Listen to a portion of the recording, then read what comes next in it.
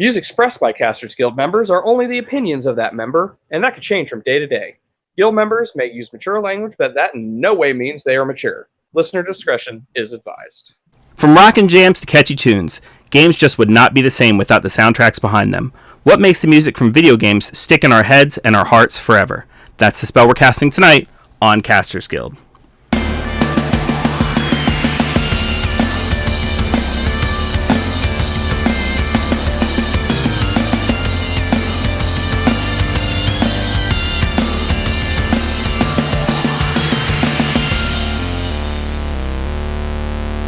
Thank you for tuning into this episode of Caster Guild. I'm your Guildmaster, Rick Perry, and I have done dirty things to a bass clef.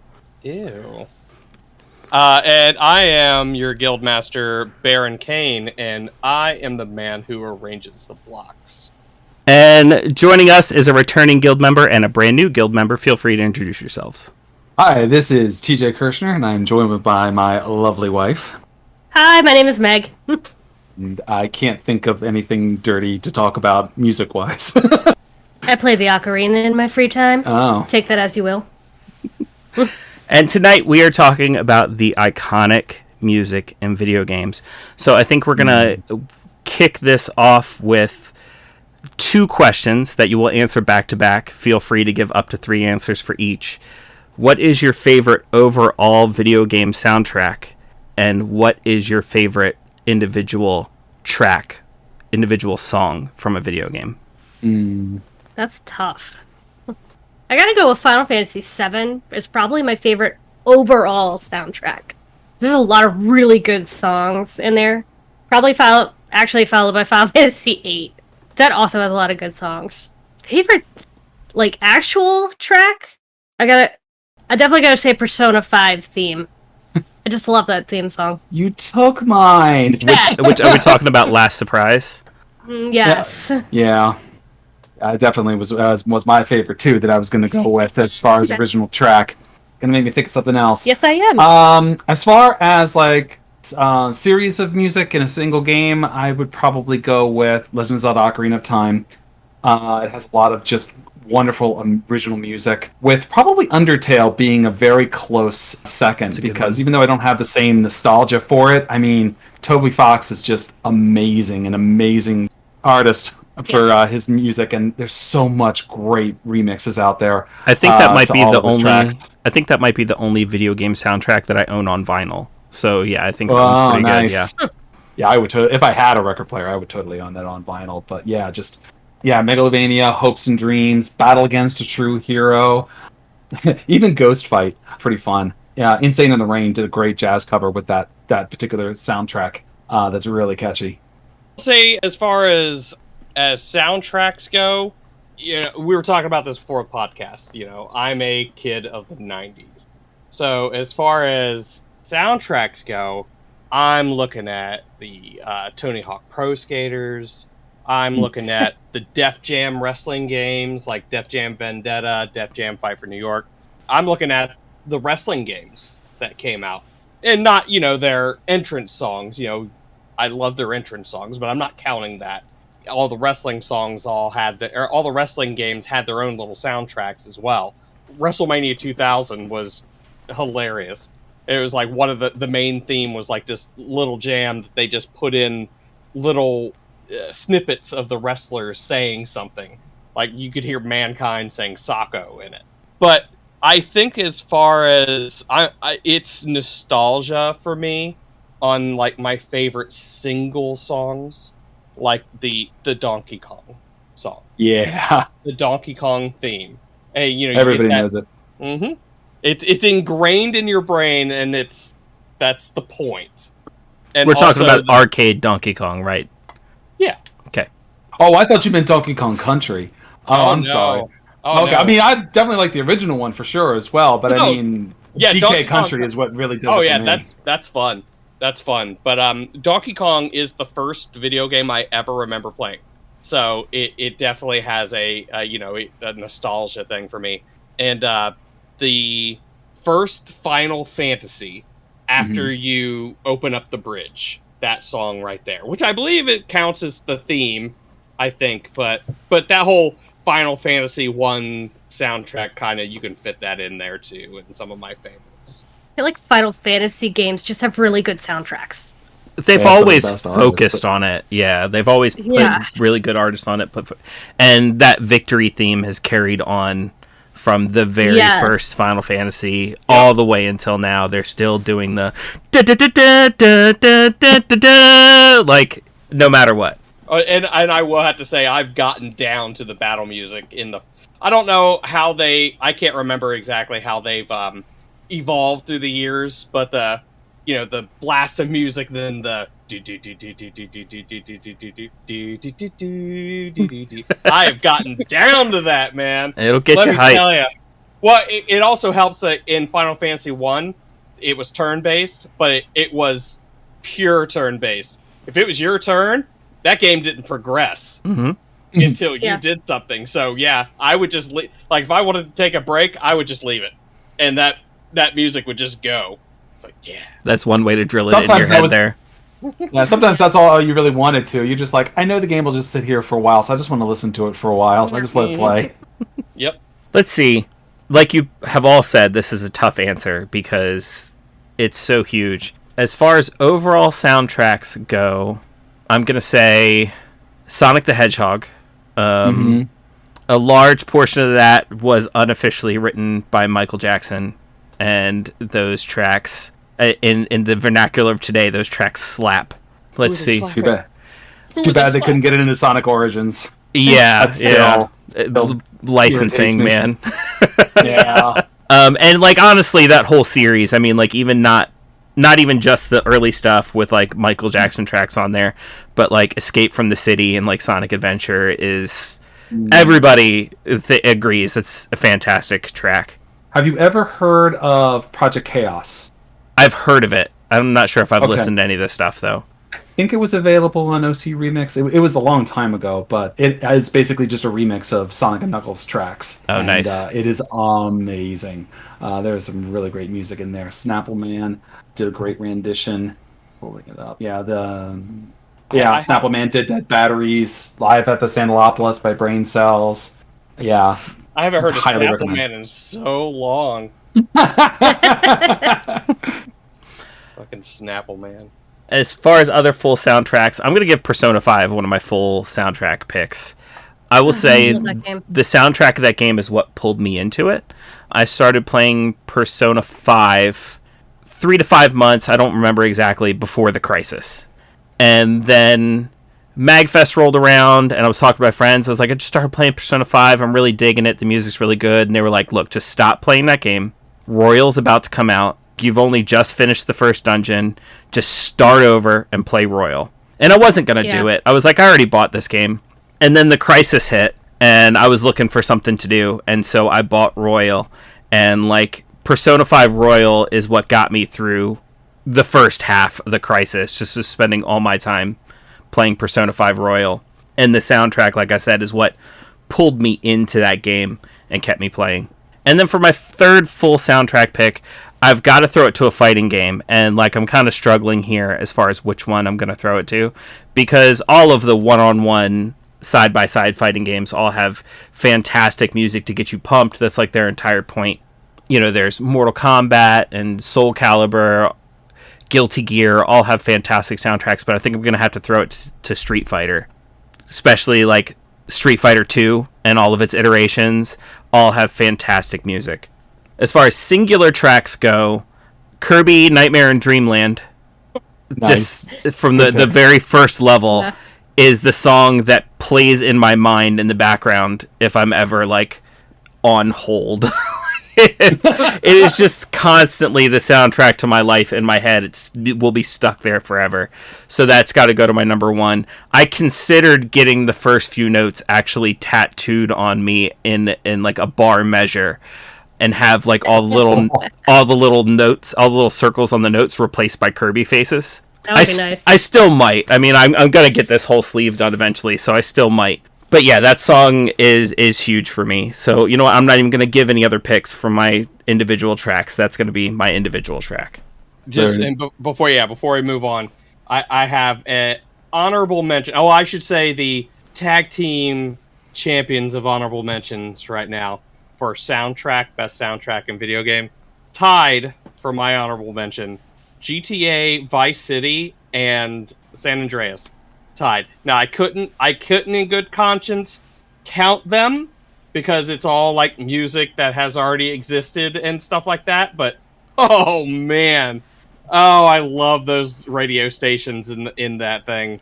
Andreas and Vice City both. You got to give them credit for the use of the pre-existing music, even if it wasn't written for that game. Like, I almost brought up Borderlands, honestly, because their use of... Let's see, Borderlands 1, I believe it was No Rest for the Wicked by Cage the Elephant, and Borderlands 2, it was Shortchange Hero by The Heavy. And obviously those songs weren't written for those games, but the way they use those songs in the intros really get you pumped to play that game. Both of those songs ended up in my personal playlists for quite a while after those games came out. The fantastic use of those songs. And just like GTA, just being able to use those pre-existing songs is an art all its own, as well as writing individual music for a game. Absolutely. Mm-hmm. Speaking of the radio and good use of just music to add to the kind of ambiance of the game, the Fallout series, you would be walking across the wasteland, you would listen to the radio on your Pip-Boy as you're walking by. Those music obviously wasn't made for Fallout, but it just some of it puts was you in that mindset so well, and right. it's so great. It just adds so much ambiance to it. I don't want to set the world on fire. There's no way I would have known that song if it wasn't for Fallout. I'll tell you, I loved that song when I heard it when they put it on that commercial. I was like, "Oh, this is awesome!" And then I heard it in the game. I was like, "Oh, this is even better!" And then I listened to the ink spots, and it was like, "Oh, man, you guys!" That was like the same song over and over again, wasn't it? I mean, whatever. It's a good song, so play on, sirs. But it was like. They have a formula. They definitely have a formula in their songs. But, again, I wouldn't listen to their stuff, and I like it. They're in my playlist, so... Yeah, I've got to give it to Fallout, because not only are they using that pre-existing music from that era, but they also have original songs, and they blend seamlessly. Like, a lot of people don't even realize when they go from an old song to an original song. A lot of those songs on the radio are made just for that. I mean, if you stop and listen to the lyrics, it gets obvious because they start to talk about things like the wasteland and stuff like that. I must have missed that. I was today years old when I learned that. Yeah, same. I didn't realize that it had original music at all in the radio. I know that sometimes, like, when you're in a battle, the battle music will come on when the radio will kind of drown out. But, wow, okay. I'll have to listen more closely now. Yeah, especially in... it was only a few, like, it was like really sprinkled in Fallout 3, and then it got really heavy in Fallout 4 because they actually had like lounge singers in Fallout 4, and their songs would make it to the radio as well. And so obviously if you have a lounge singer who's singing their own original music in Fallout 4, and I think maybe even in New Vegas, I'm not sure, I'd have to look that up, but if their songs are also on the radio, obviously those are original. Another video game that has an amazing original soundtrack that I think deserves a recognition here would be Metroid. Like the Super Metroid series, Super Metroid was probably my favorite SNES game back in the day. And Meridia, Brainstar, Criteria, and Nafar, like I listen to those songs all the time. And it adds so much ambiance to exploring the mysterious alien world. I think that's a good juxtaposition there. If you compare Metroid to the game it gets compared to all the time, they've started its own genre of Metroidvania. Like if you look at the Metroid soundtrack versus the Castlevania soundtrack, through the years, Metroid has been very ambient throughout its entire soundtrack. Like there aren't a whole lot of like, this is a song, like this is obviously like a track, except for like boss fights and stuff like that. But you're overworld music in the Metroid games, it's very ambient background, and it kind of pulls you into that dark sense of being alone. Whereas like Castlevania, its background music could be seen at a dance club. You know what I mean? Like it is songs all the way through. And you never hear those two things compared when they talk about Metroidvania style of the games. They're like, oh, Metroid, Castlevania, same type of game. But they are presented two entirely different ways if you look at their soundtracks. Mm-hmm.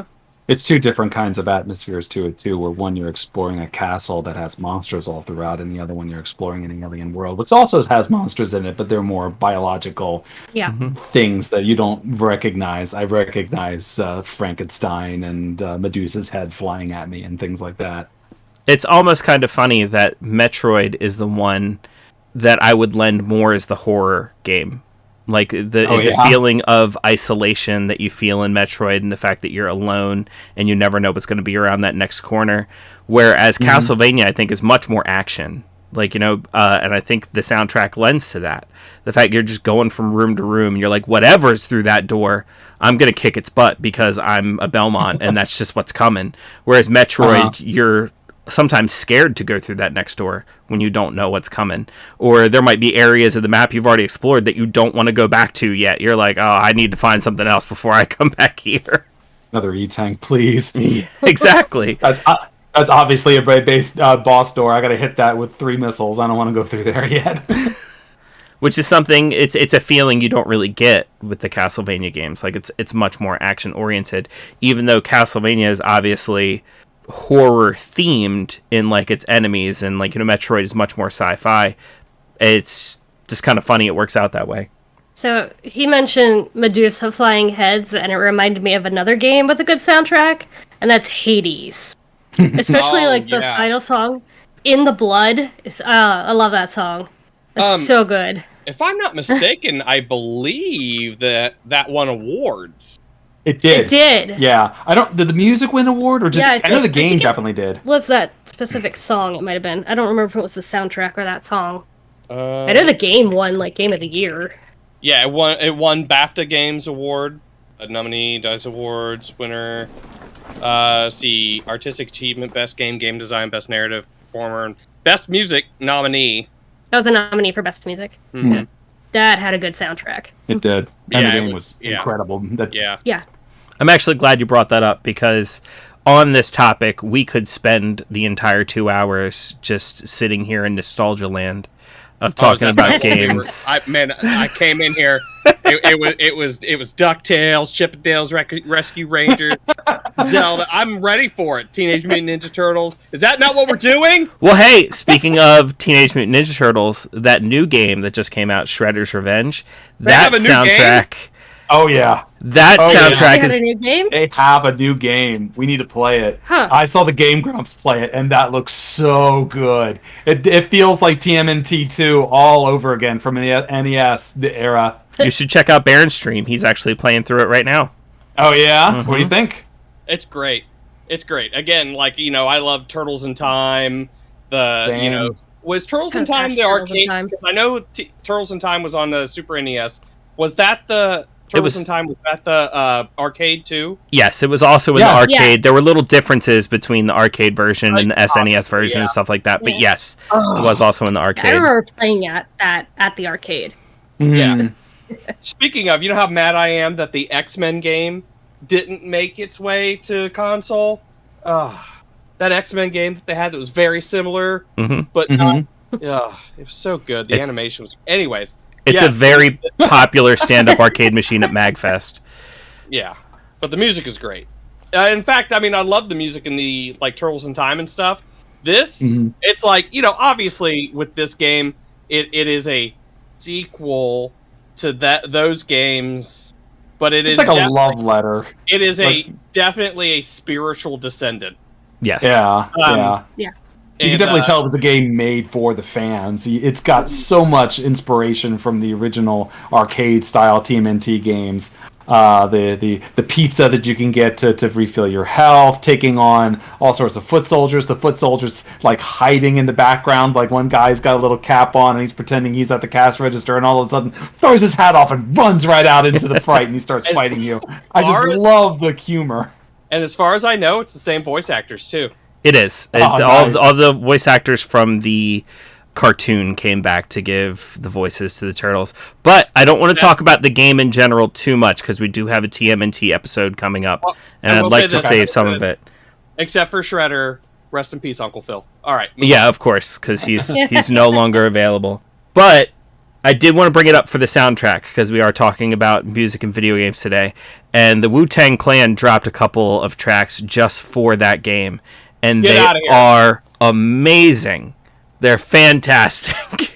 I'm about to clear my desk. Are you serious? I'm 100% serious. Into those yet? Yeah, the Wu-Tang Clan dropped a couple of tracks just for that game. They're in levels, they're in boss fights. They're amazing tracks. Are you 11? So yeah, it goes. That game soundtrack is very much a mix of old school nostalgia style, because like a lot of those tracks sound like they're from the old games. Obviously they aren't. They're made original for this game, but they sound like they could be in those old games. And then you transition into this Wu-Tang Clan brand new song made for this game. It's so great. It's a really great blending of the old and the new, which is kind of what that game is all about. It's taking that old style game and using new style graphics and engines and applying it all to that old style game. It's just great. They give you nice little power-ups too that you can do as well. So it's not the quarter-eating difficulty. You can actually like enjoy the game more and do super moves and things like that. Okay, that's Are you listening to it right now? No. I see you bobbing his head over there, and he's like, There's an earthquake. "Oh, okay, sure." Just all make right. sure we keep it out of the chat of the. Let's keep it off of the call here, because we don't want to get copyright struck. Oh yeah, slammed. All right. But, you Well, know, I have a question. Go ahead. If I was going to get in trouble with anybody, it's Wu-Tang. So I would brag about that. Yes. Wu-Tang sued Wu-Tang me. called me up and wanted to copyright strike me. It was the best thing ever. So cool. If we were writing a guild history timeline, that would definitely go on there. Wu-Tang copyright strike. Remember that time All right. Ghostface Killah personally called Baron and said he hated him? That was great. All right. Well, I got a question for you guys then. So to try to take it off of the retro for a minute here, make us think a little bit outside the box. How about newer music? I'm talking like anything from, let's say, 2015 and up, like in the last 7 years. Well, we already mentioned Persona 5. Yeah. Well, yeah.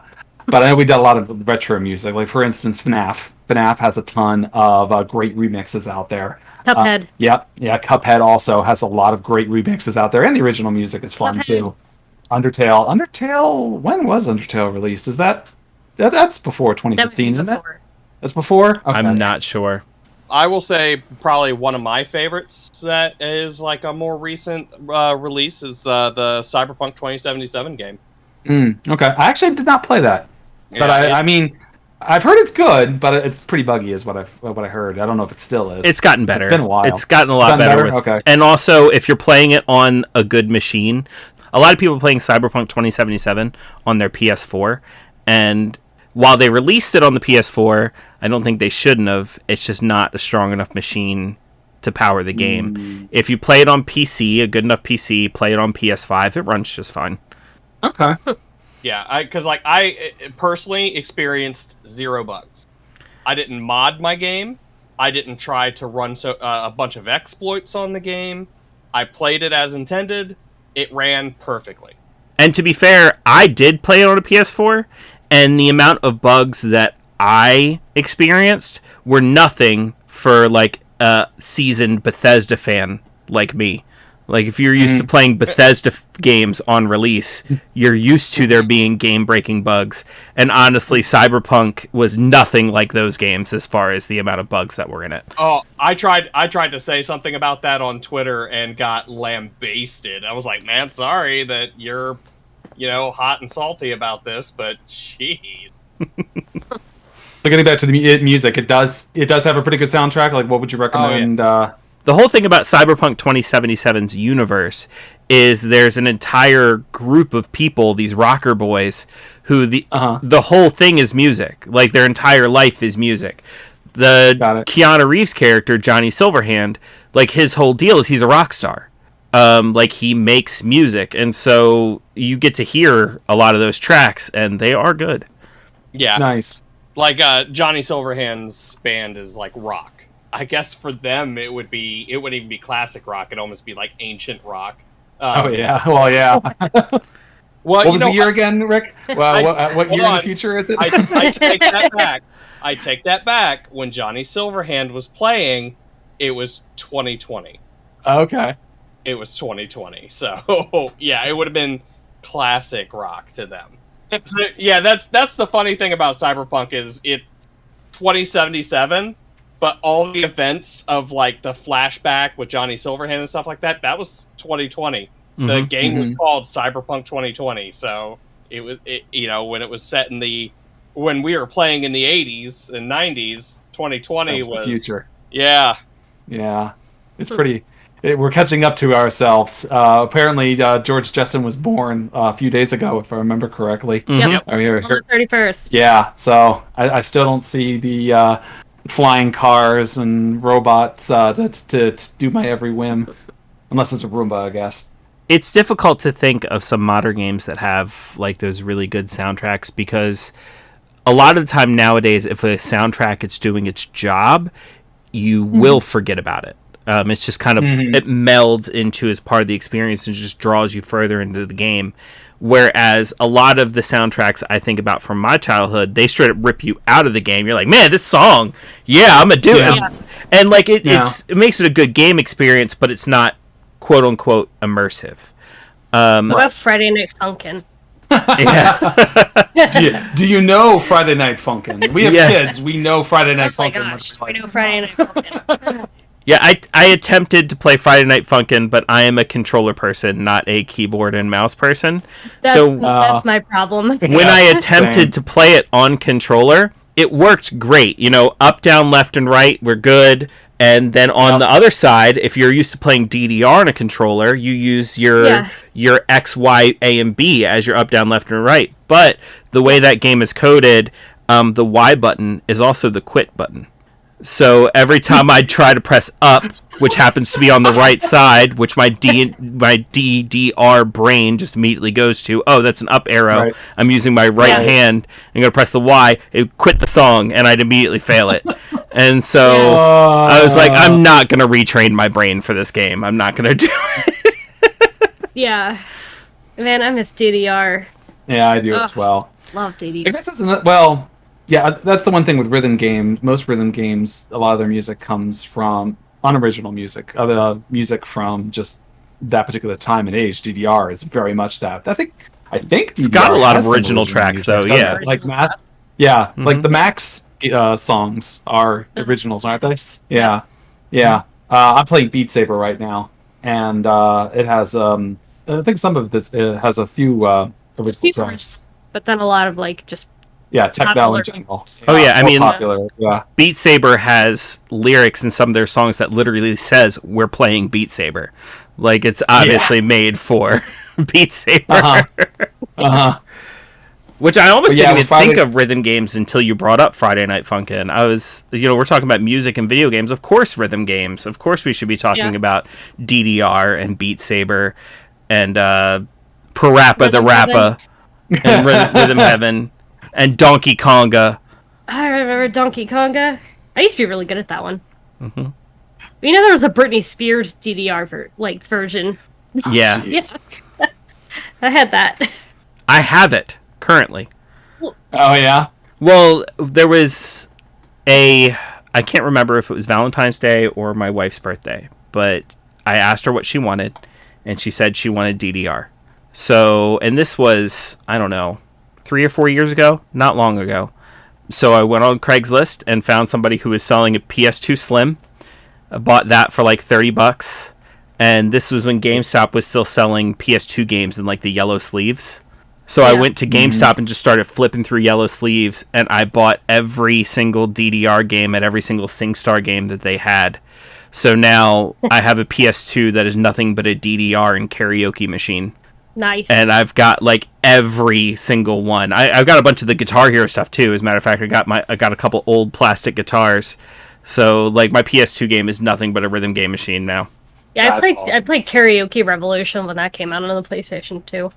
I remember playing Guitar Hero. I remember playing Rock Band. Rock Band, yeah, with a whole bunch of friends, taking out a few guitars, taking out the drum set, playing the Gamers Halloween to Rock Band. I think we did that one year.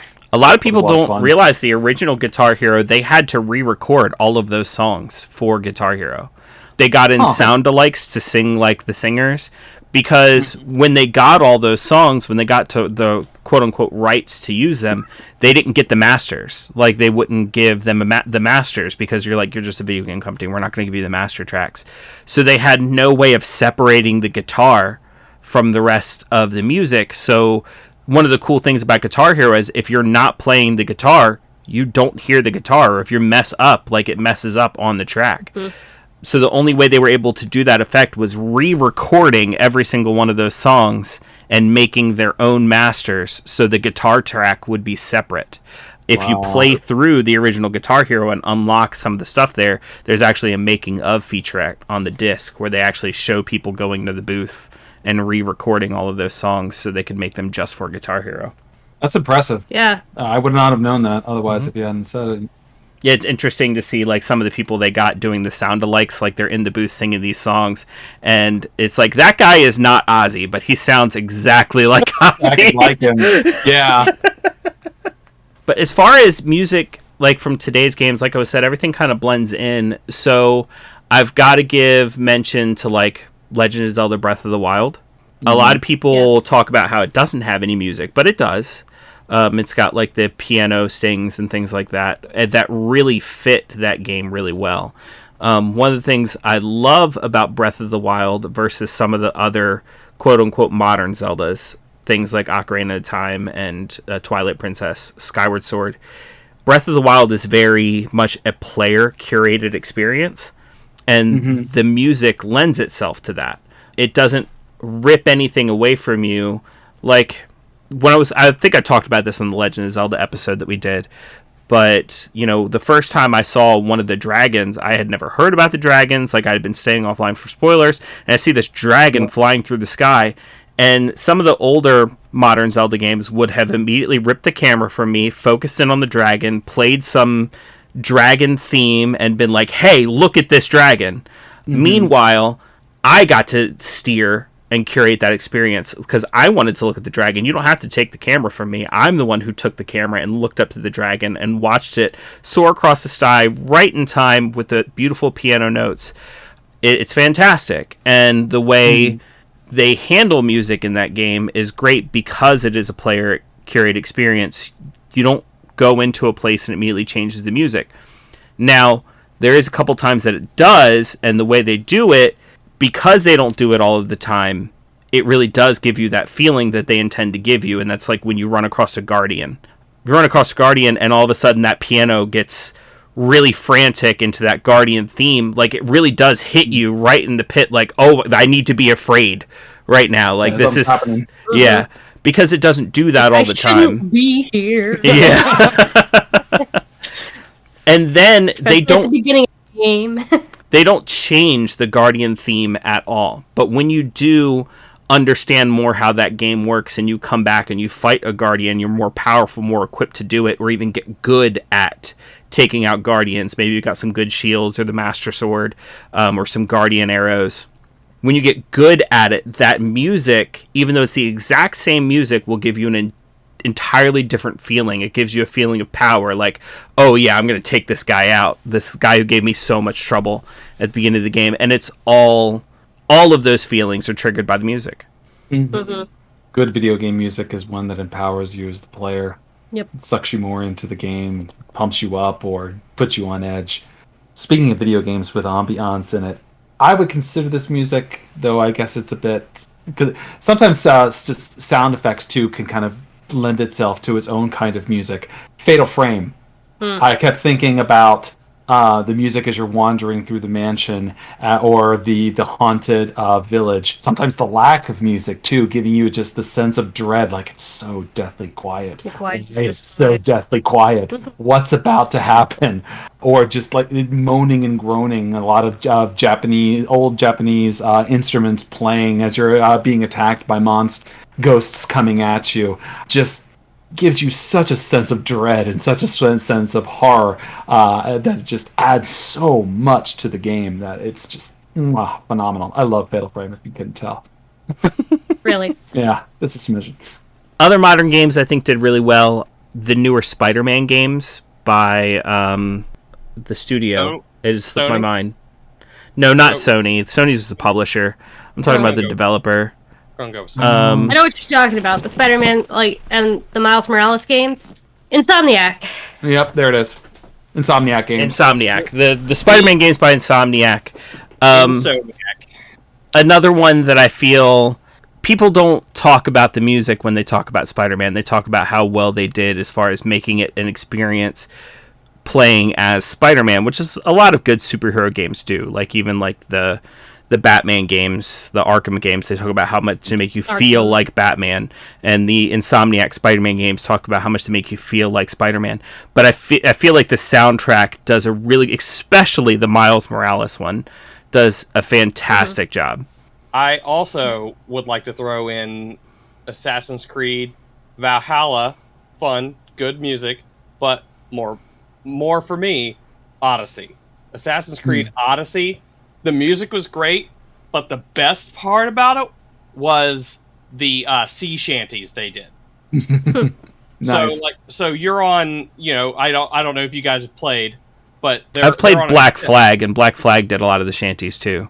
Well, this is different. Mm-hmm. So they're on the ships, these ancient Greek ships, and they would sing the sea shanties, but the sea shanties were actually snippets of poems that they have recovered from ancient Greece, and they have put music to it, and they have actually hired a all-male choir and an all-female choir to sing the shanties, because you could have a crew of all women or all men.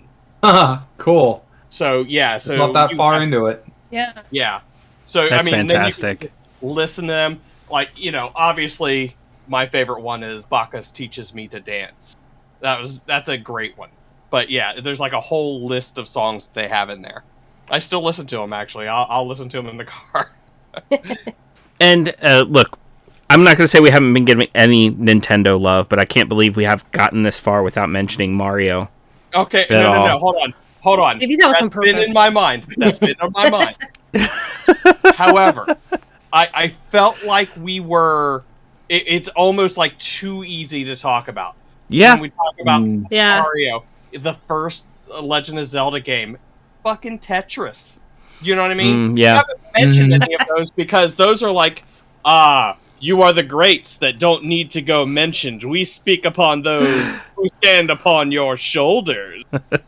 But These are the old laws and the old rules. We don't actually mention them. We just kind of agree to them already. Like, yes, of course, the original Mario overworld, everyone understands and loves and recognizes immediately. yep, But or Doom, any of these things. I'd like to throw out the fact that all of these that you have personally mentioned, except maybe Tetris, because Tetris hasn't changed at all, but Mario, Zelda, Doom, all of these things, as they've gotten new iterations, they have taken that old music and evolved it and expanded upon it, and like all of the new games have fantastic soundtracks. I already kind of gush about Breath of the Wild as far as Zelda goes, but Mario Odyssey, one of the newer Mario games, had fantastic music for every one of those worlds that sounded very different than your standard Mario music, yet it still fit. Like, it wasn't Mario music, but it was Mario music. Because it definitely fit these new worlds that Mario has never been to anything like these worlds until Mario Odyssey, and it fit those worlds, but it still felt like music from a Mario game. Right. And then Doom, I wouldn't say the newest one, because I haven't played the newest one, but it was one of the newer remakes where they just called it Doom. I want to say it was like a PS3 era game. Not Doom 3. It might have just been called Doom or Doom Eternal is the new one. I think it was just called Doom. But that soundtrack was fantastic. It had me playing that game. For the longest time, I considered deleting it from my PlayStation 3 because it was like an 80 gigabyte game and I had like a 200 gigabyte hard drive. I'm like, this is half my hard drive for this one game. And that's playing it with the disc. I can't imagine if I had just downloaded it as the whole game. But the soundtrack alone, like every time I put that game in and just started blowing the heads off of demons, just like the music would, I couldn't let it go. I just kept it just because of the soundtrack and just being able to go back and play it again. You know, another game we haven't mentioned yet that's kind of a nostalgic game, Pokemon. Yeah, that's Everybody recognizes the theme. Yeah. yeah. That You started again, if you're walking in a convention hall and you start singing that, other people Yeah, will people join. start to join you. Yeah, Mm-hmm. but yeah, Go ahead, everyone Mary. knows the Pokemon theme. the real trick is getting them to sing along to the Pokemon rap. Yeah, it's a difficult one to know all the words Yeah. to. But you, Oh, but you that's know, Past Pidgeot already. We're talking about Charizard and Clefairy. right. Could you imagine if they put all of 800 and some Pokemon in the Pokérap now? Yeah, Boys and girls, we're going to be here a Didn't while. someone do I'd be that? like, Brian Oh. David Gilbert did that, Oh, that's Oh, right, yeah. David Gilbert. and it was a fantastic video. It's so good to see the Doctor from Stardew Valley getting out and doing stuff. Also, Stardew Valley. Stardew Valley has a great soundtrack. I'm very pleased with it. That is one bandwagon I have not jumped on. I haven't played Stardew Valley a whole lot, so I can't really speak to that, but I'm sure it does. Yeah. A lot of those comfort games, like, they have to have good soundtracks because the amount of time they expect you to spend with them. Stardew Valley, Animal Crossing, Minecraft. Just if you're gonna spend a lifetime pretty much in this world, you gotta enjoy the music that you're listening to. Right. And then you got games like that where, you have that music, that overarching, you're in this area, you get this music, or this is just the music you get at all times, or like Minecraft, it's daytime, you get this music, nighttime, you get this music. All those all have ways of changing your music as well. Like, you find records or music discs or, anything like that where you can just change your music. So, I mean, just adding to that, Minecraft's choices outside of its main music kind of sucks. Sorry, anybody that has a penchant for the music discs that you can find in that, but I'm not a fan. Minecraft. Every music disc I find in that thing, it's like, oh, let's listen to see what this is. Boop. Oh, this is annoying. So it's basically Minecraft in music form. I can't say that because I got a pretty good following because of playing Minecraft on Twitch. Never got into Minecraft. My kids liked it. It's like Minecraft. They play that all the time. I especially tried really hard, multiple times, and it's not for me. But then again, Yeah. I'm not a big fan of survival games in general, and that's what Minecraft is. It is totally a survival game. Yeah. So you're not a fan of like Don't Starve and those kind of games? No. Okay. Mm-mm. That's fair. I tried Don't Starve. Yeah, I suck at Don't Starve. I'm so Yeah, me bad too. at it. Now, you throw me into like 7 Days to Die, I'm in it. I will last. Don't Starve, I'm dead after like 5 steps. Yeah, that game will chew you up and spit you out easy. Yeah, it does. Yeah. We definitely have games. So as a kid, I don't think we concentrated as much on the music of video games when we were growing up. We'll recognize the different soundtracks and whatnot, but I think at a point in time, as we got older, at least for me, I started listening to video game music, like not just playing the game, but actually just listening to the tracks as well. Like it kind of like turned a corner for me where it's not just about playing the game anymore. It's also about listening to these amazing soundtracks. So I guess I posed that question to you, assuming you went through a similar experience that I did. What was the one game or game soundtrack that made you say, wow, this music is amazing. I want to listen to this, not just play the game, but actually like listen to the music. Ocarina of Time. Mm. I have to go with Ocarina of Time. Like, I could have listened to those songs over and over and over again growing up. Loved those songs. For me, there was a time when I realized I wanted to listen to the music, and then many years later, I was actually able to. Like, in the era where I started realizing I wanted to listen to video game music, that was Super Nintendo, Sega Genesis era. With, like I said previously, Sonic the Hedgehog, And then, of course, Zelda and Mario and things like that on the Super Nintendo, Street Fighter, things like that. But there wasn't really a way to do it. Mhm. They weren't releasing, or at least not that I ever saw. Obviously, I'm sure it was out there somewhere, but then we're releasing, you couldn't go buy a cassette tape with Sonic the Hedgehog's 2 soundtrack on it. Music. The first time I actually ever had like a soundtrack CD was for Smash Brothers Melee. Nice. And I listened with to that. Ocarina of Time, I would literally play the ocarina in the game just so I could listen to the music. I made my own soundtrack. Yeah. God damn it. Like, I don't listen to this. I don't actually want to go to that place where it teleports me, but I want to listen to this song. What's that old boombox you used to have that you could push the record button on? Like, that was the Like whole a stick of Walkman? that. Like a Talk Walkman? Boy. Yeah. What was it? Like a Talk Boy. Talk Yeah, Boy. Talk Okay, Boy. yeah. I'm just imagining her playing an ocarina to a Talk Boy. Like, I really want to listen to this back. Yeah. How to play a couple of the songs on the ocarina. It's impressive. That is very impressive. Probably couldn't do it now. It's been so long. For me, it would be Super Mario 64. My mom, I used to have an old boombox that had both CD and tape capability. In fact, you could put the CDs in and you could record it to a tape, and then you have a copy of it, and now you're able to listen to it. And that's exactly what I did, because I got a copy of the Super Mario 64 soundtrack back when I was like maybe a early teenager, and that was the first video game soundtrack I'd say that I can be like, yes, I listen. And I still have a copy of it up on YouTube Music that I uploaded it to, so I could keep a copy of it.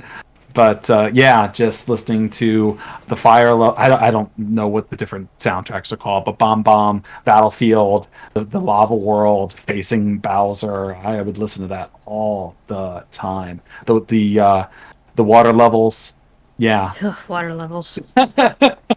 We don't speak of the Zelda water levels. The Mario water levels are more fun. Speaking of listening to your favorite video game soundtrack, you might want to relax in the bath and listen to your favorite video game soundtrack, in which case you should check out our affiliate, Geeky Clean, who are proud to present their monthly Dice Bomb subscription box, the ultimate Dice Goblin enabling service. If you sign up now, the first Dice Bomb you will receive will be August's Kiwi, Watermelon, and Blood Orange scented bath bomb with fantastic Froggo's dice inside. And then each month you will receive a carefully curated dice bomb complete with a complete set of premium resin dice for your TTRP collection.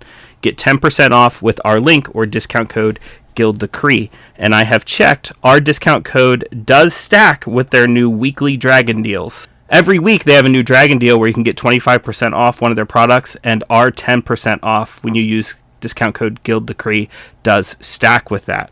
So, if I were relaxing in the bath and listening to a video game soundtrack, I'm going back to Kirby, because that was one of the things that I would leave my NES on for when I was cleaning my room. I had an NES in my room with a 14-inch TV, and I would literally start a game of Kirby and let it run while I would clean my room just so I could listen to the music. And I think that's something I might do this weekend, is put on the Kirby soundtrack and relax in the bathtub. Yeah, if I'm gonna relax in the bath to a video game soundtrack, I think I would have to do Journey. That's a good one. The music from Journey is just so relaxing. Especially at the end of the game. Yeah, the last song. Yeah, you're climbing the mountain of snow, and then you finally reach the peak, Yeah. and you're flying around. It's very ethereal. Yeah. That's a game that really plays along with its soundtrack. It does. Like the gameplay and the soundtrack really intertwine there. You know what? We've talked about nostalgic, like we're talking about when we were kids, and we talked about today. Let's try to go through era by era. We've talked about a lot of the 8-bit and 16-bit era. Let's talk about the PlayStation 1, Nintendo 64 era. Do you have any that you really want to talk about from that era? Other than Super Mario 64, obviously. And Ocarina of Time. Yeah. Crash Bandicoot. Yeah. Resident Evil. Oh, yeah. Mhm. Oh, you want to talk about games that really hit on the ambiance and everything like that? It was great. The first Resident Evil, I didn't really play any of the other ones. The first one, though, I played with a friend as soon as we got out of school. went over to his house, spent the night. We played as soon as we got home, all the way up to about, I don't know, 5 in the morning. We beat the game. But middle of the night, we're hitting all that scary shit. So it was great. I actually played the first Resident Evil when it was re-released on the GameCube. I did not have a PlayStation back in the day, and I know you're not a fan of zombies. So... yeah, she doesn't like the zombie games. I love the zombie games. But yeah, I played it on the GameCube, and that was also, an amazing game. Great soundtrack. Definitely sucked you in, made you feel like you're exploring a mysterious mansion. Monsters can come out at any time. Another great soundtrack. Jump through the window. Yeah, randomly. I just want to go get the item at the end of the hall. They tripped you up with the GameCube version of that too, because I mean, being that the GameCube version was probably the first time you played it, it probably didn't trip you up as much as someone who'd played the original. But anyone who played the original knows that the dogs jump through that window in that hallway.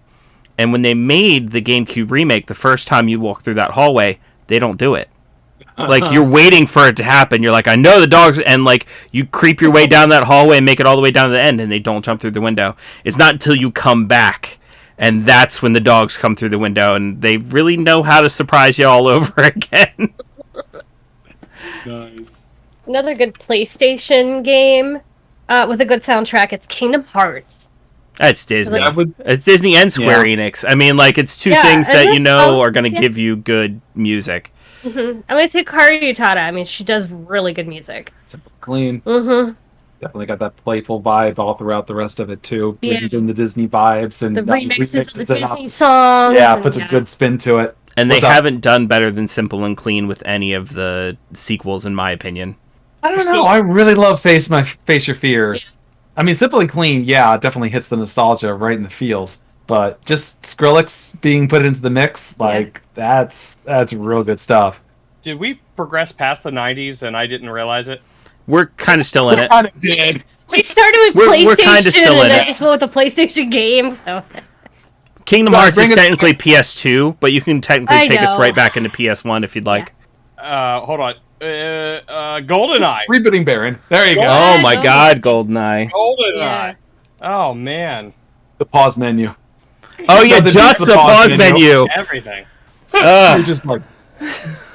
I lost so many hours. I'm James Bond, bitch. Yeah. I was gonna say Chrono Trigger. That was the PS1 era. Has a lot of really great original music. I got to bring it back to one that Meg mentioned and say Crash Bandicoot, because that was a bonding experience with my mom and my sister and my brother. Like, a lot of times we would play Crash Bandicoot together all on one save file and try to beat the whole thing together. And so a lot of those tracks are also burned into my mind from, it being a good family experience, from hanging out, with my mom and my brother and my sister and playing through a lot of those levels. A lot of those tracks get stuck in your head. Final Fantasy 7, 8, and 9. Yeah. I was literally just about to say that, and I was like, I know I'm going to trigger her, and then she beat me to the punch. They all have good songs. I'll say too, just because we seem to just skipped right past a lot of my formative years. A lot of the Atari games and Gauntlet.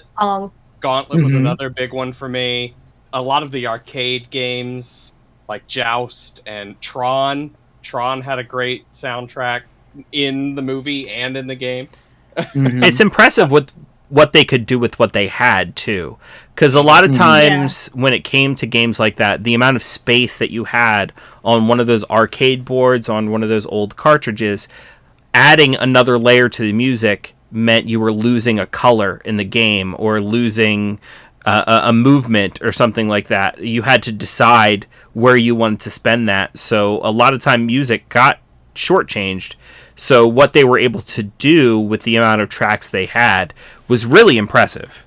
I think Mega Man is a really good example. Like, if you listen to like a lot of the music from the Mega Mans on the NES, you can tell like Mega Man 2, it might have been Mega Man 1 as well, but Mega Man 2 doesn't have the color black in it. Like, it's not stored on the cartridge. So, like, what they do is they use negative space. Like, they literally don't color something in the game. And because the screen does not light up in that space, it looks black. So they clever. they literally, now there are spots where you can tell, like, they're like enemies that have a whole lot of black in their eyes. And if they get in front of something, like, you can see whatever's behind them in their eyes. But by saving that space, they're able to put in another layer on the musical track, and it shows. I mean, like, the tracks, especially, once again, I'm going to say Mega Man 2 is probably my favorite of the bunch, has some that'll get stuck in your head forever. Dr. Wily stage, the first stage. Dun, dun, dun, dun, dun, dun, dun, dun, dun, dun, dun. Oh, yeah. What about Battletoads? The opening of Battletoads is pretty awesome. Anyone who ever worked at a certain store where you might stop for games, Yes. we don't talk about Battletoads. Is that a guild decree? We don't talk about Battletoads? Oh, no, because I know it's going to come up again. I'm not going to make that a guild decree, because it's only for those of us who did work at that particular store where you might stop for games. We'll mention that store. Yeah, because people liked to prank call that store on an almost daily basis. And one of the most popular prank calls was, "Do you guys have Battletoads?" Really? And yeah, Why? it was so popular, like, it was so countrywide when Rare released their retro games collection and it had Battletoads on it. They sent us all pins that we could wear on our shirts and our badges that said, "Ask me about Battletoads." Oh gosh. Because people would ask GameStop employees so much, "Do you carry Battletoads?" And now we could be like, "Yep, we've got it. It's on the Rare Retro collection. Are you coming to pick it up? I'll hold it for you." Wow, I remember Battletoads. I could not get through the first world without using a Game Genie. It was that hard. That stupid level where it looks like you're in a brain jumping on a speeder from platform to platform. Oh my gosh, no. All right. Speaking of Mega Man games, the Mega Man X games also has a lot of really great original music as well. The Storm Eagle stage, the Boomer Kawanger stage, Spark Mandrill, a lot of just nice techno beats to it that received a ton of remix love too. Let's go ahead and move on to the next era, like the PS2 era. What was what systems for the PS was the PS2 competing with? You had the Kingdom PlayStation Hearts. 2, Sorry. you had the original Xbox and GameCube. That's what we're talking about now. We're talking about GameCube, original Xbox, PS2. Halo. Final Fantasy X falls in that category. That's PlayStation. That is PlayStation. That's 2. PlayStation Yeah. 2. You said Halo. Absolutely, everyone recognizes the Halo theme. Halo definitely left its mark in a big way, and like a lot of people, it was for the gameplay, but that soundtrack was a landmark, if you will. Yeah. I mean, it is. Everybody references it still to this day. Not everybody, but you know what I mean. Still, a lot of people reference it to this day. But I do think it's like the Final Fantasy X thing that you brought up. Wasn't there like a whole music sequence in there, like they were in a band, or was that X2? I knew I X2. think that's That's X2. X2. But didn't they do a band in X? No. Their big thing was the water sport game where Tide Ball, sure. I don't remember It's what it's called called. Blitzball. Blitzball. What?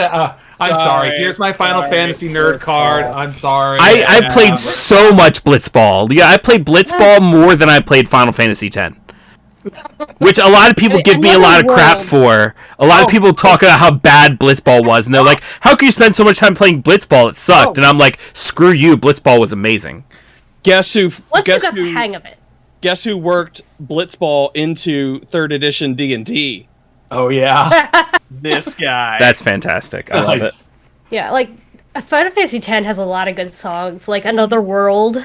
Xanarkin. You know, and like the hard rock. Yeah. Yeah. The Battle of Sin. Yeah. It's Anarchin.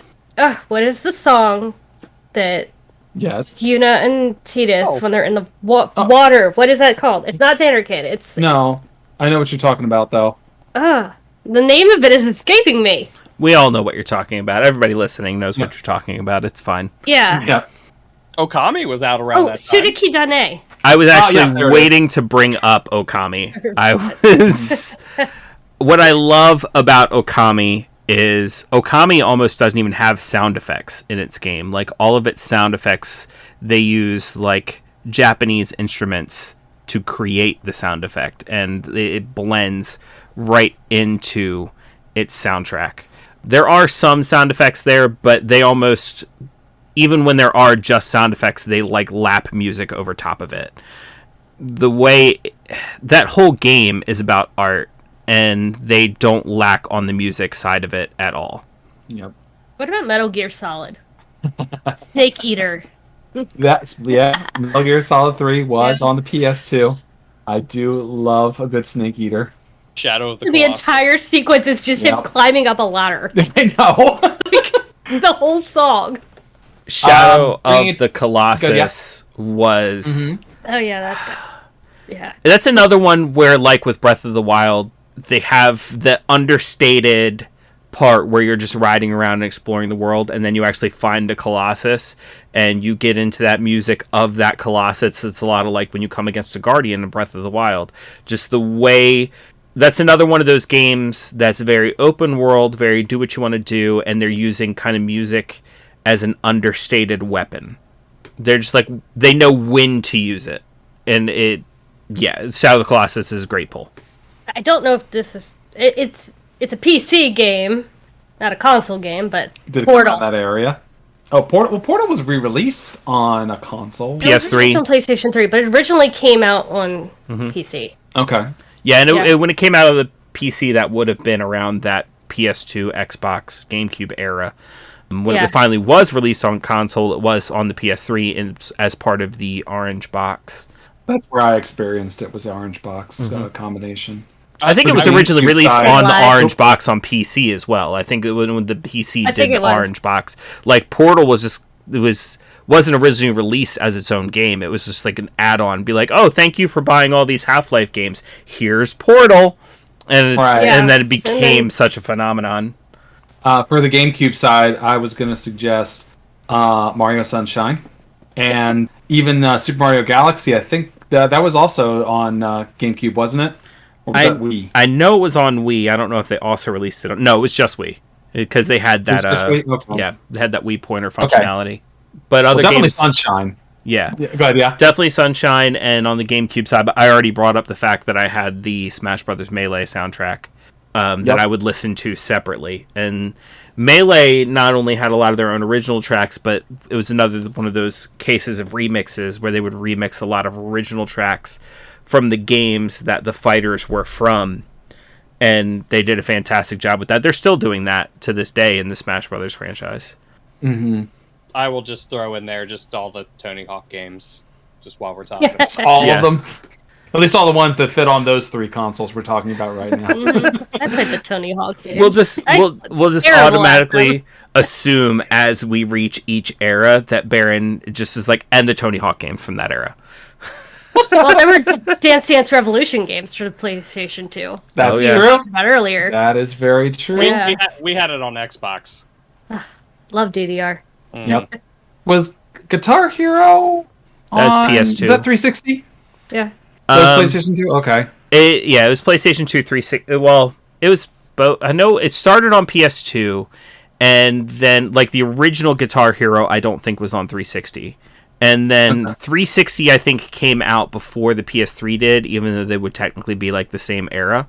And like Guitar Hero 2 came out on 360 and PlayStation 2.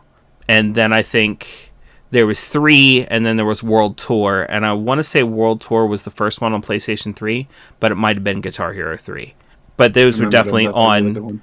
But 2 through World Tour, I know were all on 360 as well. Have you ever played a game called Odin Sphere? I've heard of it. I have not played it. Oh, that's such a great game. Beautiful artistry, beautiful music. It's Norse mythology at its best. Valkyries and all that good stuff. Highly, highly recommend it. That was a PlayStation 2 era, so that's why I was trying to think of other games that happened in PS2. that came to mind. Oh, What- Ico. Oh, Ico, yeah. Ico. Oh yeah, Ico. Well, I mean, Ico. if you're going to bring You up were Shadow of there? the Colossus, I mean, Yeah. Ico is the same developers. I think it's might even be confirmed that they're the same universe. Like one is a sequel to the other. They actually come sold as a pack now. Like if you get Ico, you get Shadow of the Colossus, and vice versa. Oh, another good PlayStation 2 game would be Persona 3. I don't know if anybody else has played that one. I have not. I have not. Okay, Persona 3 is a lot of fun. Not as good as 5, but it's still really good. And it has some really good like music. I think it's the same person that did 3 and 4 did the music, but I can't remember. I've only played through 5. I started playing 4 during a 24-hour stream, but that's all I've played of it. I haven't gotten back to it since that 24-hour stream. I really should. But you still haven't met Naoto yet, have you? No. Ah, What's your favorite? gosh. But Cosplayers at once. one of our guild members, Ryan, Yeah, spoilers. Digital Lodgins on Twitch, is playing through Persona 3 on his live stream right now. So you can Yeah, I like check out some Persona of that 3. music. Shall we move on to the next era? Yeah, it's difficult because the next era would be like the Wii, PlayStation 3, Xbox 360 era, and that's such a long era. That console generation held on for so long compared to previous generations. So it's going to be a big one, and we're going to forget a lot of stuff. Another cool thing about this particular era, about, I would say halfway through this era, is when the big push to games that are new games, but they feel like retro games, became a big thing. Making games like Braid and Shovel Knight, Super Meat Boy, games that felt like they were retro games, but they were games from today, and they used retro style soundtracks to almost give you that feeling of nostalgia with it being a new game. That's all Minecraft. That's 100% Minecraft. Yeah, and that's 360 era right there. Like, we're right in it. A bit of a obscure game with a good soundtrack. Alice Madness Returns. Yes. Haven't Yes. played that in a long time. Yeah, I that know what was- you're talking about. Yeah. Mhm. I feel like that fits That's in a like good one. a nice little genre where you had Alice Madness Returns, Psychonauts, Death Junior, games like that were really trippy and wonky, and they had soundtracks to match. Yeah. Mhm. So I think the Fallout series runs in the PlayStation, the Xbox 360 era of that time. Your Mhm. Fallout 3s, your Oh. New Vegas, Yeah. your Bioshocks. Oh, was yeah, around the time Bioshock. as well. Bioshock. I Speaking actually of games that have excellent ambiance, go ahead. Yeah. forgot at the original Xbox section my introduction to the Elder Scrolls. That'd Morrowind, be Morrowind. Mm-hmm. because Oblivion was 360. Yeah. And that soundtrack really stuck with me. I played Skyrim, I think, on the 360. Skyrim has been part of every era since the 360. Yeah. So many re-release Skyrim's on everything. Yeah. And Skyrim does definitely have a very powerful, at least I mean, even its theme song is just it The is Ballad of powerful. the Dragonborn. Right. That's and- right. But I think that theme song alone definitely captures the theme of the game, where you're playing a person with a powerful voice a voice that is full of power, a power The derived thum. from the voice. Right. So when you have that, the big the opening of that song where it just sounds like they're doing shouts. That chorus is doing shouts, and then they hop right into the Dovahkiin, Dovahkiin. And it just goes off like it's great. It's great. I can hear that song like in my head right now. Same. Yeah. I'm pretty sure all of our listeners are having it play in our heads right now. Mm-hmm. That trailer really hit it home too, like when they were initially announcing and showing that game and coming out. It was probably one of the biggest midnight releases I ever worked, if you don't count Call of Duty, at the I place don't. that you stop for games. Would you consider first-person shooters to have good music to it? It's generally as yeah. I like Halo. Hey, We already talked about Halo. We talked about GoldenEye. Some of the bigger ones. Now, I was thinking more of your Call of Duties and your Battlefields. And since we're in this era, Spec Ops: The Line is a big one. That's a first-person shooter that will really mess with your head if you play through the story. I'm not going to go into it because I'm not going to leave any spoilers because I feel like it's a game that was kind of slept on. There's still a lot of people that haven't played it and don't know about like the twists and turns of that game. And you can still get it on like Steam and stuff like that for pretty cheap. So please go out and play it. But the soundtrack for that was great. I feel like Call of Duty probably started with good soundtracks and is just kind of, it's not their focus anymore. So probably not the best. They're not like, nobody's going to go, oh, Modern Warfare 3 is one of my favorite soundtracks ever. You know, they might talk about the music in Call of Duty as a whole, but none of those games individually are like, you know what, this game, that's a banger of a soundtrack. I originally, like, my Call of Duty was like all World War II stuff, and the soundtracks didn't really match. So, yeah. I mean, you heard maybe some snippets of music, but, I mean, a lot of that stuff is just, you running around and I don't know. I almost feel like they don't play soundtracks and music over that stuff because they don't want you to be distracted by it. Because you want to be able to hear people running around or sneaking in a room or something like that. Yeah, exactly. But I mean, I guess there are theme songs and there's loading screens. So I mean, I don't know. If you're playing the story mode, I can see where you may want to have a good soundtrack to it because you're trying to suck yourself into the story that's going on. But that's no longer the focus of Call of Duty games. You know what I mean? Like early on, like I was saying, like if you just got games, Call of Duty Big Red 1, for example, for the PlayStation 2. If you play through the story, they do have good music there in Big Red 1, but it's no longer the focus of those games, which is why they're not gonna. Now you've already brought up several really good first-person shooters have really good soundtracks. We don't think of them as first-person shooters because they're story games to us. Games like Fallout, games like BioShock. I was talking about Borderlands earlier. These are story games to us. We don't think about it when we're talking about first-person shooters like Call of Duty. I tell people all the time, I don't like first-person shooters, but 3 of my top favorite games are first-person shooters. Like, I don't like first-person shooters, but like you look at Borderlands, Fallout, BioShock, they're all first-person shooters, but I love those games, and they all have great soundtracks.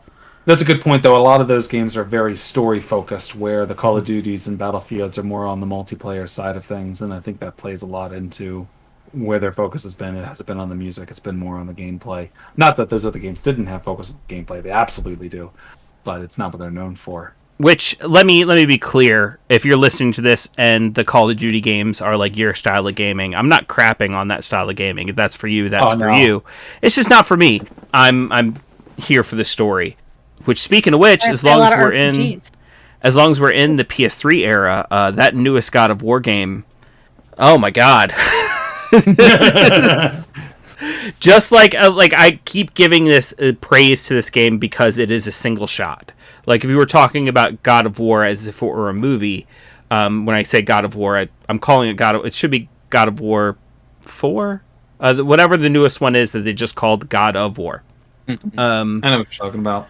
If you were looking at it like a movie, it would be one unbroken single shot. They never cut the camera, right? And the same way, the music is never cut. That soundtrack is continuous, and the way they can make it blend from track to track, depending on what you're doing at any given time, is masterful.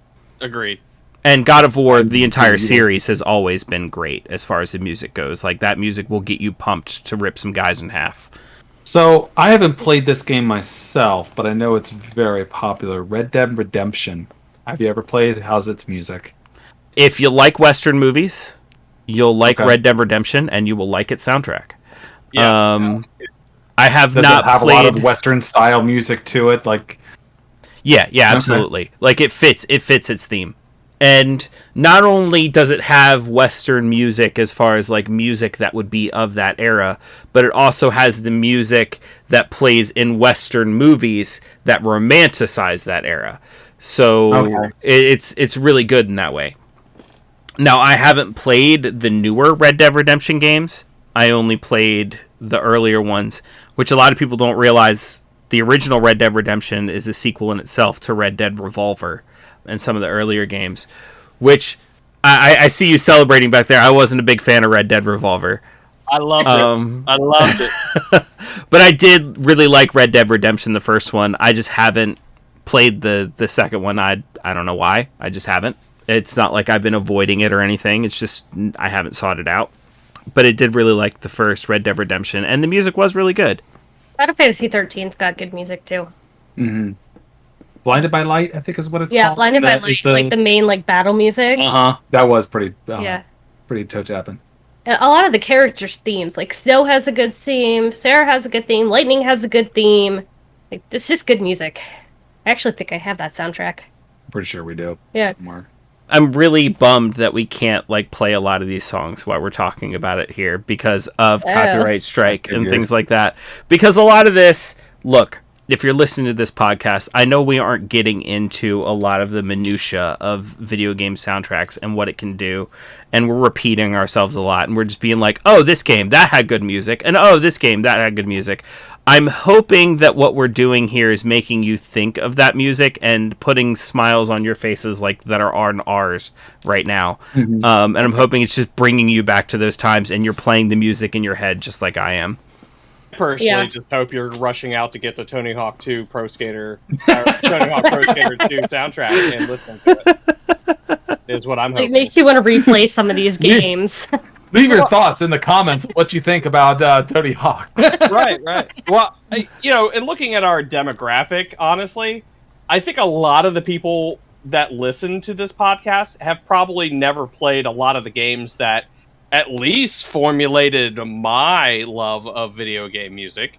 So I would like to think that these things that we're throwing out there, we're going to have some younger people that are listening and be like, oh, I've never heard of that game. If they like that music, maybe I'll go check it out. I mean, or at least, at the very least, go listen to the music.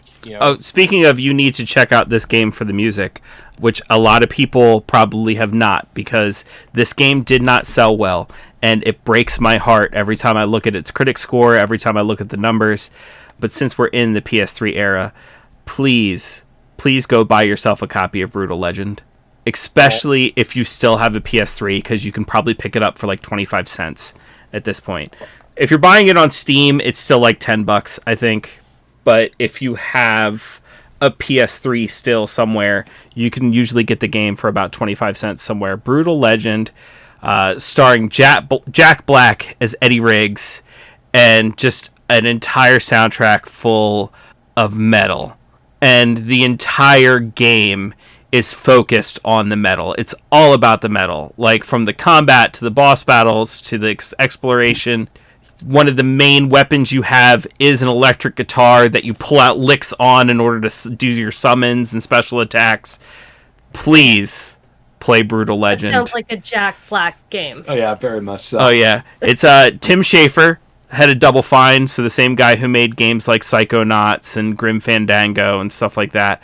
And you put a mind like that together with someone like Jack Black. Fantastic experience. Yeah, it's on my wish list. I'm just waiting to get it. Oh, there's just too much for this era. There's too much. Oh yeah. Well, once again, talking about games that look like retro games, but they're new games. Shovel Knight came out around the PS3 era, and they went way harder than they need to. Oh, was it? Yeah, they went way harder than they needed to on Shovel Knight in general. Like, as far as how much work they put into the graphics and the gameplay, but the soundtrack as well, having each night and each world. It's very reminiscent of Mega Man in that way, because every night has their own theme, each world has its own theme, and they definitely use the modern technology to make more advanced music than they would have been able to do on the NES, but it doesn't sound that way. It feels like it still belongs, even though it is more advanced. I'm going to bring this up only because I've never played the game, and I've only been exposed to the soundtrack. But it also fits in this retro style. It looks very retro. It's called Crypt of the Necrodancer. Mm-hmm. Yep. Yes. Yeah. Yes, I actually played the Zelda rendition of that. I was today years old when I found out that was an actual game. Oh yeah. It's popped up in my Spotify before, and I just started listening to it, and I was like, oh, I'll just throw a few more of these in here. Didn't even know it was a game. Just listening to its music. Yeah, I played it. It's Cadence of Hyrule.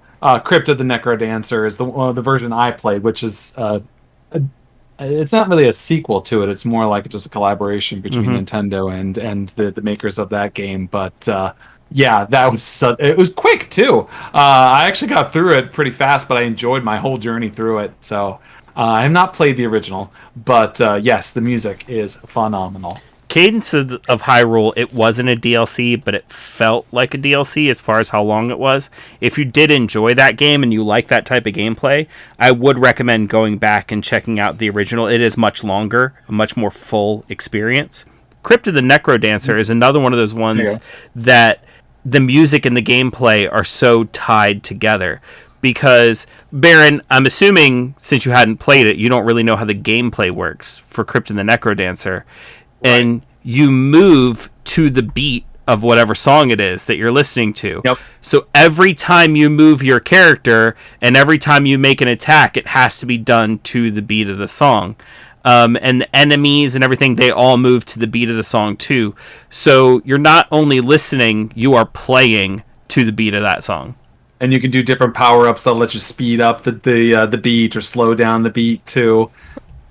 Mess around with the beat. It was a lot of fun.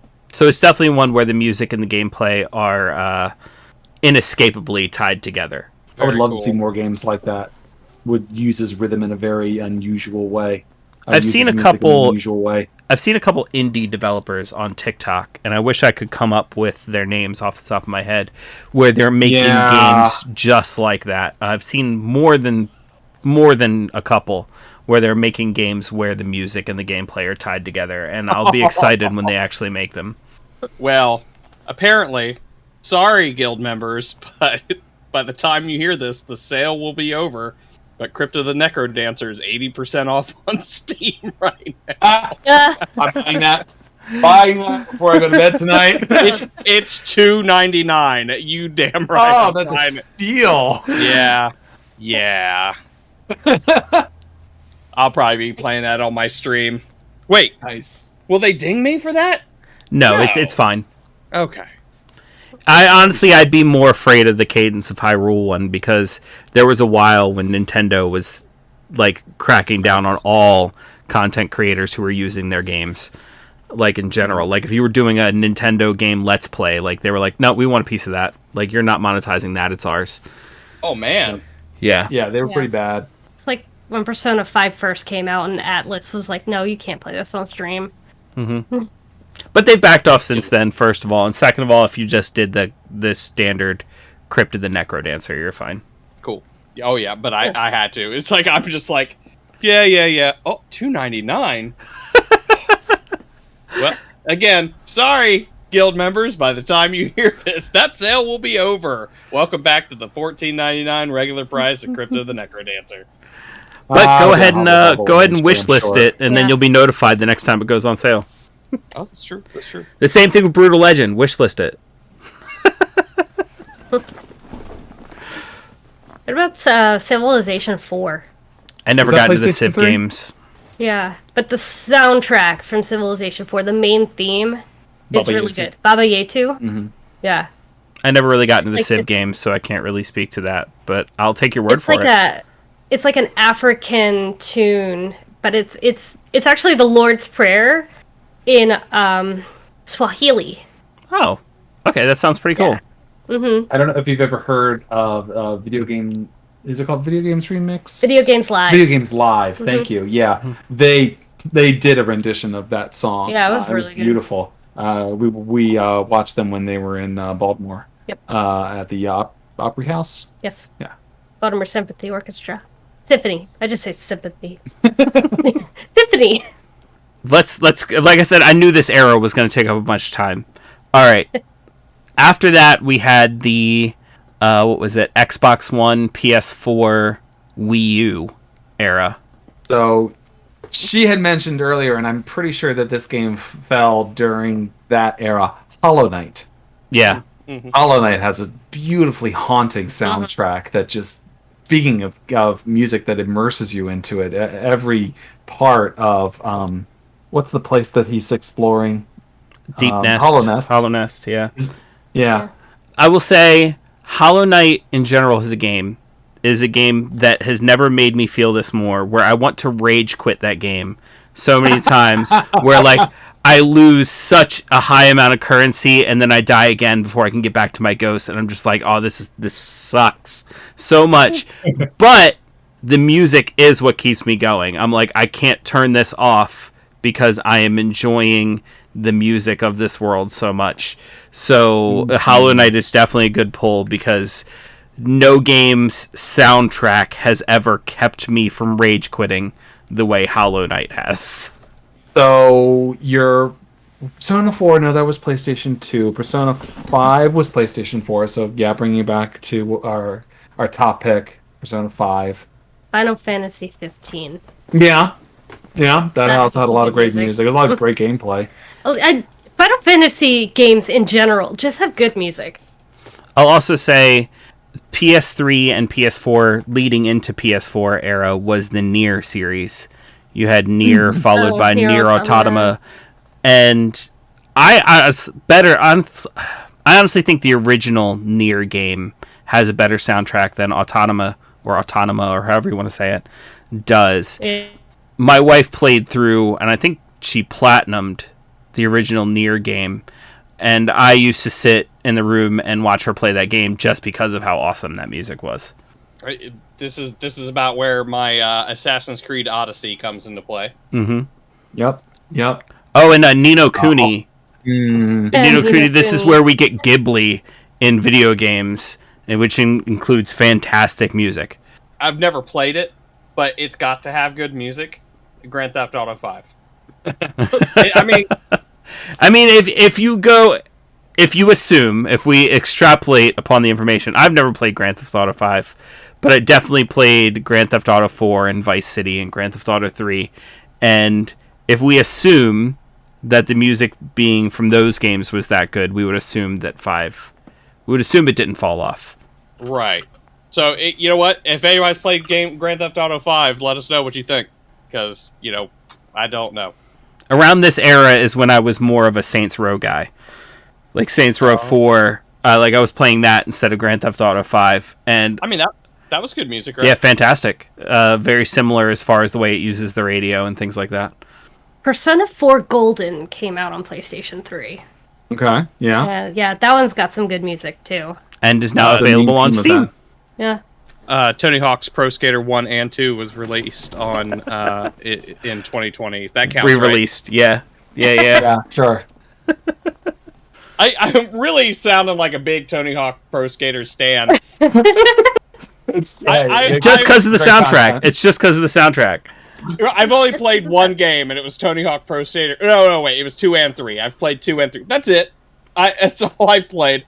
But I mean, those songs really encapsulated what was going on at the time, and it was great. I loved it. I mean, I'll back you up as far as the rest of the series goes. I mean, one of my favorites was American Wasteland, and that was around the GameCube era, and I know the soundtrack was still amazing. I'm going to throw something out there. The Scott Pilgrim vs. the World game. Hell yeah. Actually, we all played that. 3/4 of this podcast right now played that game together. I don't remember what it was for. It might have been for a gamer's Halloween, and we just ended up... I think it was a gamer's Halloween. Yeah, and we played that game... Yeah. We played it from beginning to end. Like, all the way through, just leveling up the character so we'd be able to do it. Yeah, I mean, it's... Was it Gamers Halloween, or was it the end of the world party? It could have been either. It might have been the end of the world party. I think I remember wearing that Vault jumpsuit during it, so I think it was the end of the world party. Yeah. Nice. What about Dark Souls? I'm not much of a player myself, but have either of you? Can you speak to the music of that? I don't know much about Dark Souls, but I've been watching other people play Elden Ring. and I know they're like in a similar vein, and I know the music sounds pretty epic. I mean, I don't see myself. Well, I played Bloodborne a lot, which is another one of those types of games. I mean, I didn't make it very far, but I still played it a lot because I don't get good. I understand and feel your pain. I think they did a great job in the music for what the game was, but I don't see myself listening to that music outside of playing those games. It's very epic, it's very broad, it's very sweeping, it's very good for the type of game it is, but I'm not going to be like, you know what, I really want to listen to that music outside of this game. We're not talking about Scott Pilgrim, though, right? Because no. I would listen to that. Yes, the Scott Pilgrim soundtrack I would listen. I have that soundtrack on CD and cassette tape. Oh my gosh, cassette tapes. Yeah, I bought there is a company called Limited Run, and they make special edition physical games, especially for games that usually don't have physical releases. And they did a special edition physical release of Scott Pilgrim, the game, when it came out on Switch and the modern consoles. And I got the physical edition, special edition. It came with like an entire stage of the characters, and it had a cassette tape of the soundtrack with it. So I have it on CD from that special edition and on cassette tape. And yeah, I would definitely listen to that soundtrack outside of the game. You'll have to excuse me. I just found out that they're selling Scott Pilgrim versus the World figures online. So add to I cart. love the movie too. Follow this podcast to get all the greatest shopping trends. Right. You know what's in Baron's cart at any given time. Just listen to Caster's Guild. I think if you flipped a coin any given episode, you'd have, a 50-50 shot of whether or not you're buying something during the episode. I mean, I literally did something on this episode, so yeah. Yep. I mean, $2.99. I can't pass up $2.99. No, you can't. I get it. I get it. Oh, that was a remix, though. I just realized the Twilight Princess was re-released in HD form on Wii U, which has amazing music, but I wouldn't consider that part of the original Wii U era. That's a Wii game. It's Wii U and it was GameCube Wii. Okay. It was GameCube Wii. It was released on GameCube and Wii at the same time, then later re-released on the Wii U. Breath of the Wild when it was Wii U and Switch. Yes.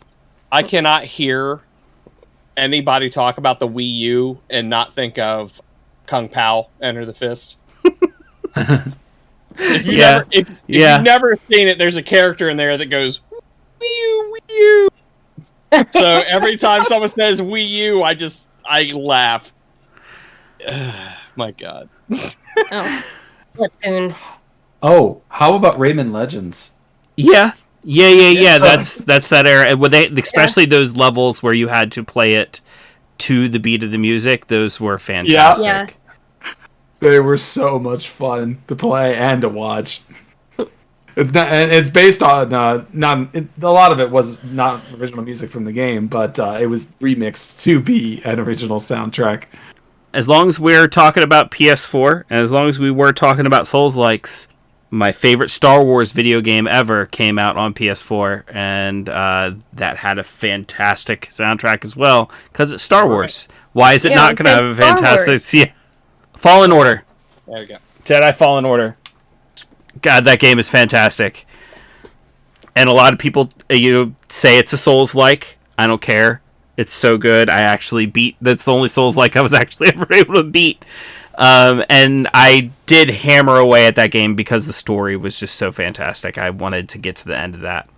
Well, I will say, I mean, we keep calling it a Souls-like, but I always consider a Souls-like to be like the ones where they're just so fucking hard and you can't mess with the difficulty. Yeah. Ninja Gaiden. Oh, God. I did play that game on one of the higher difficulties, which is probably why it was more Souls-like to me. I know you probably played it on one of the lower difficulties because that's your MO. Yes. Yeah, not that I'm disparaging you at all. Like, it's... Yes, you silly bitch, I did. I always play on the lower difficulty of my first playthrough so I can enjoy the story. Exactly. Was. I don't. I always play it at least on medium because I want to get the whole shebang. I don't want to be too hard that I'm stressing, but I don't want to be too easy that I'm missing some things because they dumb down the game too much for me. I want to get the whole experience. I will say that I am playing the Turtles game on medium. If this is your play style, the way you're saying, when you play it, go ahead and play it on hard. Because really? I'm playing it on medium and I'm killing it. So it's fairly easy. It's a fairly easy game. Okay. I beat it. Strike me as a game that was trying to be hard. I beat it in an afternoon. Wow. Yeah. Yeah, I feel like I'm getting kind of close to beating it. So. But it's got a lot of replay value, in my opinion. Like a lot of those arcade games, like you can see yourself going back to that same game and feeding it some more quarters and playing it again. I could see them coming out with DLC for it real easy too. Mm-hmm. You haven't even unlocked the 7th character yet, Baron. Nope. I know who it is, but that's worth it for the play value alone. Now that we're reaching the end, we did spend a little bit of time talking about current games, but is there anything you're playing right now that the music just is really hitting for you? Think about it. Right now, I've been playing Ghostwire, which isn't really known for its music. It's more creepy horror. Japanese culture kind of game. The last game I played was Pokemon Arceus. So I mean, a lot like Breath of the Wild in the way it uses its music, where it's not really a full-on soundtrack. It's just kind of piano stings, and a lot of games right now have been following the Breath of the Wild kind of deal. What about some indie games with good soundtracks? Was it Hollow Knight? Oh, I got one that I think you guys would like. Celeste. Have you ever played that? It's on my wish list now. Oh, it's so good. Yeah, it is so really good. It's basically a young girl who is basically trying to climb a mountain, and she struggles with anxiety. So this is kind of a way to get over this, like her own personal mountain of conquering her anxiety too, and it follows her journey of climbing the mountain, meeting characters on there. And it also has a fantastic soundtrack that really sucks you into the different parts, because it's not just you climbing different parts of the mountain. Like some parts of the mountain have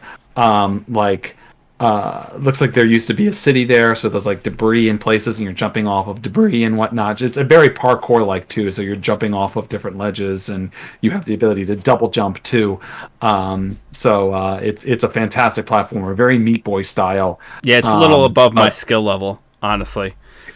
Oh, it was mine too, but that didn't stop me. I just kept doing it over and over and over and over and over again, and eventually I got it.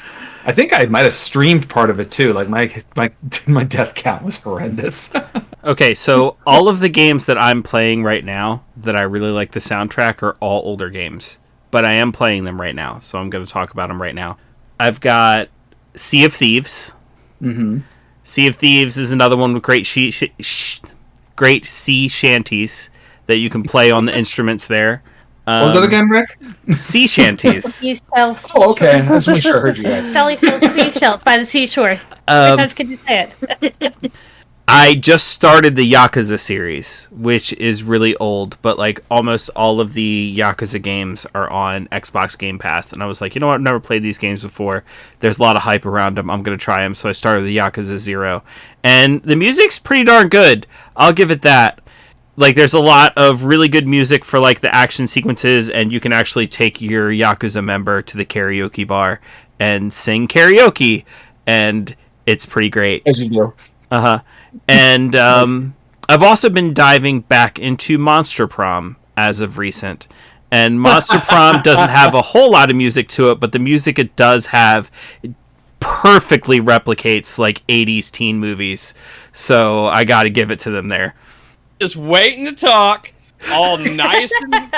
The only thing I was going to say one game, because I just recently downloaded the third one to play, the demo, and I just let Rick get through all 15 of his. I'm like, all right, I'm going to be a good partner. Last one.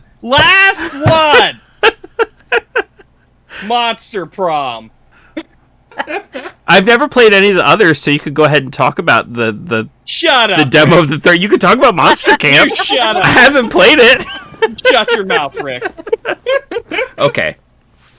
Go get the demo, Road Trip. It's out there right now. Okay, I will. But I will say, it is something I'm going to start playing again. I just got Mass Effect for free on Prime Day, so that's good music. I do have a game I recently played that had a pretty good soundtrack. It's called Spirit of the North. I remember you playing that. You play as a fox.